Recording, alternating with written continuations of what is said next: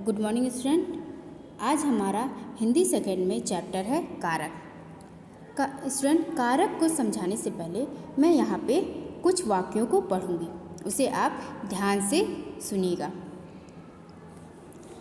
रवि अपने मित्रों साथ बगीचे खेल रहा है। बगीचे तरह तरह फूल लगे हैं। पूरा बगीचा फूलों सुगंध महक रहा है। फूलों तितलियाँ मंडरा रही हैं। स्टूडेंट, आपने देखा कि ये वाक्य होते हुए भी स्पष्ट नहीं है, क्योंकि वाक्य में प्रयुक्त इन शब्दों का आपस में कोई संबंध नहीं है। यदि इन्हीं वाक्यों को हम इस प्रकार लिखें, रवि अपने मित्रों के साथ बगीचे में खेल रहा है। बगीचे में तरह तरह के फूल लगे हैं। पूरा बगीचा फूलों की सुगंध से महक रहा है। फूलों पर तितलियां मंडरा रही हैं। स्टूडेंट, क्या आप समझे कि पहले दिए गए वाक्यों की अपेक्षा दूसरी बार दिए गए वाक्यों में अधिक स्पष्ट क्यों लग रहे हैं? क्योंकि इन वाक्यों में शब्दों को आपस में जोड़ने वाले के, में, की, से, पर आदि का प्रयोग किया गया है। यही शब्द कारक चिन्ह कहलाते हैं। स्टूडेंट, जिस प्रकार परिवार के सदस्यों का आपस में एक दूसरे से अलग अलग संबंध होता है और उनसे परिवार बनता है, ठीक उसी प्रकार भाषा में शब्दों का आपसी संबंध कारक कहलाता है।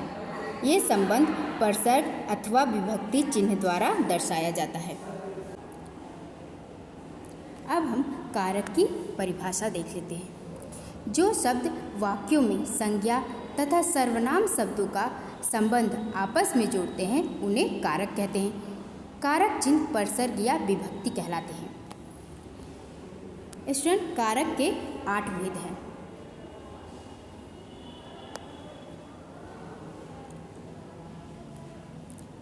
पहला है आपका कर्ता कारक, कर्म कारक, करण कारक, संप्रदान कारक, आपादान कारक, संबंध कारक, अधिकरण कारक और संबोधन कारक। इसकी विभक्ति और उदाहरण देख लेते हैं।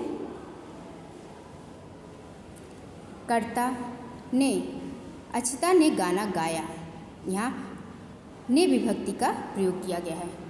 कर्म को या शून्य, अंकित ने चोर को पकड़ा। यहाँ को विभक्ति का प्रयोग किया गया है। करण से के द्वारा विवाह कार से स्कूल जाती हैं। यहाँ से विभक्ति का प्रयोग किया गया है। संप्रदान को के लिए माँ पूजा के लिए गुड़िया लाई। यहाँ के विभक्ति का प्रयोग किया गया है। आपादान से अलग होना, यानी पेड़ से पत्ते गिरे।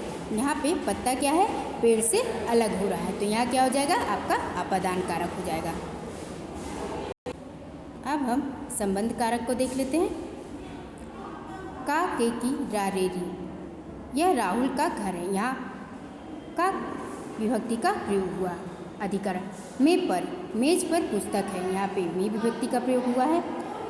संबोधन हे हरे, हे भगवान रक्षा करो। यहाँ संबोधन के लिए हे सब का विभक्ति का प्रयोग किया गया है। स्टूडेंट, कारक पार्ट 2 में हम कर्ता कारक किसे कहते हैं, कर्म कारक किसे कहते हैं, करण कारक किसे कहते हैं, संप्रदान कारक किसे कहते हैं, आपादान कारक किसे कहते हैं, संबंध कारक किसे कहते हैं, अधिकरण कारक किसे कहते हैं और संबोधन कारक किसे कहते हैं, ये जानेंगे।